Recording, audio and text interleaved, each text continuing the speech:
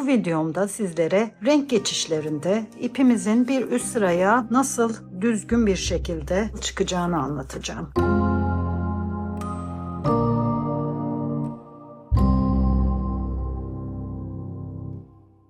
Öncelikle dikdörtgen bir taban yapıyoruz arkadaşlar. Ben elimdeki bu ördüğüm tabanın üzerinde göstereceğim. Sizler ne kadar büyüklükte yapmak isterseniz o kadar büyütün veya küçük yapmak isterseniz küçük bir taban yapabilirsiniz. Dikdörtgen tabanımın nasıl yapıldığını da daha önce ben sizlere anlatmıştım.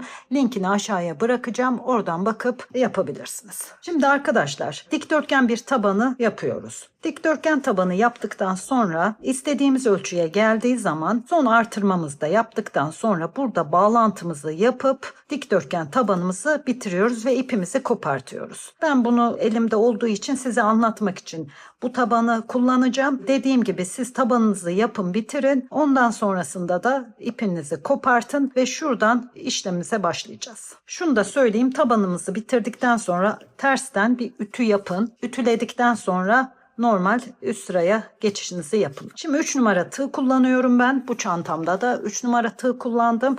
Normal dikdörtgen bir taban yapmıştım. Enli de 40 santimlik bir çanta yapmıştım. Bu dikdörtgen tabanımın ölçülerini, sayısını ben zaten anlatmıştım. Dediğim gibi linki aşağıya bırakacağım. Oradan siz aynı şekilde bu büyüklükte isterseniz aşağıdaki linki tıklayıp dikdörtgen tabanı oradan yapıp elde edebilirsiniz. Ben şimdi tabanımızın şöyle şurasından, orta kısmından ipimi alıyorum. Şu an aynı renkle gideceğim. İkinci sırada farklı renge geçeceğim. O yüzden şimdi nasıl başladığımı buradan göstermek istiyorum. Şimdi tığımızı şuradan geçirdik. İpimizi aldık. Burada bir zincir çektim. Bu ipi arkadan yürütün arkadaşlar. Normal sık iğnelerimizi örüyoruz.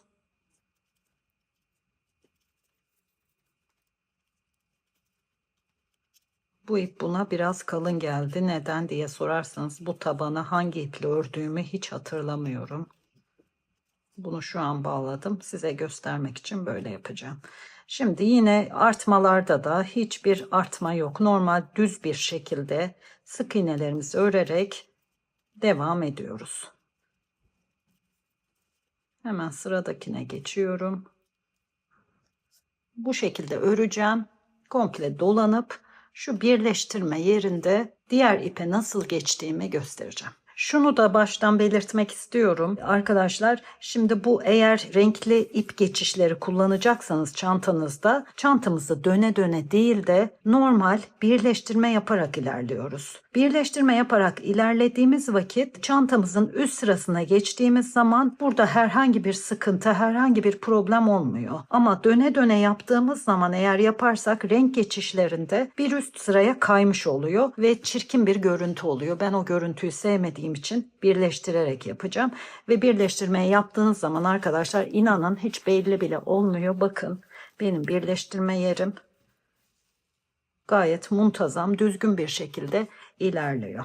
Şimdi hemen burayı tekrardan öreceğim ve birleştirme yerine gelince görüşeceğiz. Evet arkadaşlar, yaklaştım birleştirme yerine.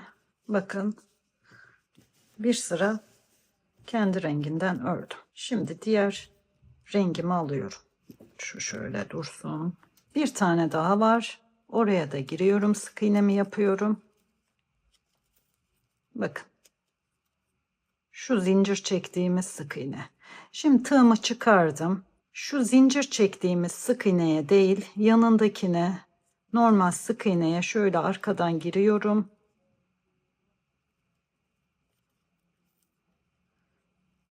Bıraktığım ilmeği alıyorum. Biraz sıkılaştırdım. Arkadan ilmeğimi çıkardım. Bakın birleştirme yapmış olduk. Sonrasında şuradaki ilmeğin devamı olan yerden tığımı geçiriyorum. Sonra bunu alıyorum. İkisini birbirine geçiriyorum arkadaşlar. Ve burada bir sık iğne yapıyorum. Üst sıraya geçmiş olduk. Eğer aynı renkten tekrar devam edeceksek bu şekilde ilerliyoruz. Ben şimdi diğer rengi bağlayacağım. Şimdi tekrar başa alıyorum. Şimdi son sık iğnemizi de yaptıktan sonra birleştirme yapacağız. Bakın şu zincir ilk az önceki tabandan sonraki sık iğnede zincir çektiğim kısım olduğu için hemen onun yanındaki sık iğneye arkadan girdim. Sonrasında ilmeğimi buradan alıyorum. Arkadan çıkarıyorum. Bakın çıkardım. Sonra şurası var ya şu kısım. Şuradan tığımı geçireceğim ve diğer rengimi alacağım. Normalde eğer bu renkten devam edeceksem bunu alıp devam edecektim. Şimdi şunu şöyle tutacağım. Diğer rengimi alıyorum. Şöyle. Şuradan geçiriyorum. Maviyi alıyorum. Diğer ilmek kaçmasın. Bakın diğer ilmeğinde takıyorum bıraktığım ilmeğe. Şu da kaçmasın, arkadan çekelim. Sonrasında ikisini birlikte çıkardım. Bakın üst sıraya geçmiş olduk renkli iple. Şunu biraz sıkıştırıyorum. Hemen yanındakine, hatta bunu da yürütelim.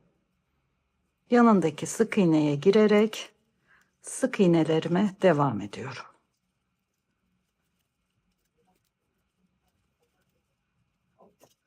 Bunu yürütelim. Bakın. Gördünüz mü? Üst sıraya renkli iple geçmiş olduk. Şöyle düzeltelim. Evet. Şimdi ben bu şekilde geleceğim, dolanacağım ve burada tekrar birleştirmeyi nasıl yaptığımı anlatacağım size. Geldik birleştirme noktasına. Bir tane daha var. Buna da giriyorum. Sık iğnemi yapıyorum ve çıkarıyorum. Şimdi arkadaşlar ne yapıyorduk? Şurası değil. Şurası değil. Hemen yanındaki sık iğneye tersten giriyorum. Çıkardığım ilmeği tığıma geçiriyorum. Biraz sıkılaştırdım ve arkadan ilmeği arkaya doğru çıkarıyorum. Bakın birleştirmeyi gördünüz mü? Hiç belli bile değil. Şimdi hemen şu noktadan, şuradan tığımı giriyorum. Şu ilmeğe de alıyorum. Böyle de yapabilirsiniz arkadaşlar. Bir de şöyle yapabilirsiniz. Yine aynı noktadan giriyorum. Önce bunu çıkarıyorum. Sonra buraya geçiriyorum. İkisini birlikte çıkarıyorum ve bir üst sıraya çıkmış olduk. Bakın arkadaşlar. Hiçbir şekilde belli olmayan bir üst geçiş tekniği. Şimdi arkadaşlar eğer yine maviden yani aynı renkten devam etmek isterseniz bu şekilde ilerliyorsunuz. Ama farklı bir renk koymak isterseniz hemen şu geçiş yerinde, birleştirme yerinde, bakın şu birleştirmeyi yaptıktan sonra şurası değil arkadaşlar, dikkat edin. Hemen yanındaki sık iğneden geçirdim. Bunu şöyle arkadan çıkardım. Şimdi eğer farklı renge geçmek isterseniz yine buradan giriyorsunuz. Bu sefer örmek istediğiniz rengi alıyorsunuz. Şu ipte göstereceğim. Bunu buradan geçiriyorum ve tuttuğum ilmeğe ikisini geçiriyorum. Bakın üst sıraya geçmiş oldum. Hemen yanındaki sık iğneden devam ediyorum.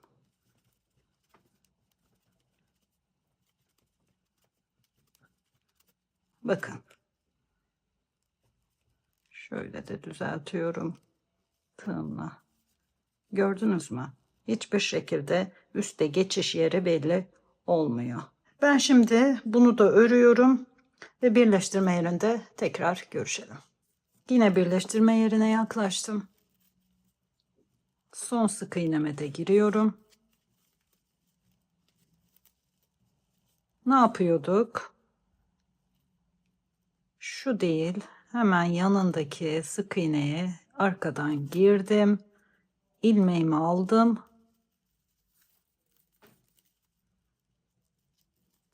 Tersten çıkardım. Bakın. Şöyle göstereyim. Hemen şu ipin devamından gireceğim. Burada başka rengimi alıyorum.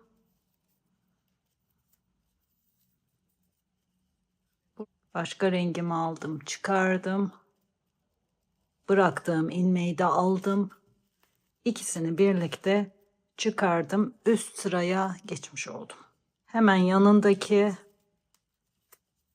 sık iğneye giriyorum. Devam ediyorum. Şu kısma da ben şöyle yükseltiyorum. Şöyle elimle de düzeltiyorum.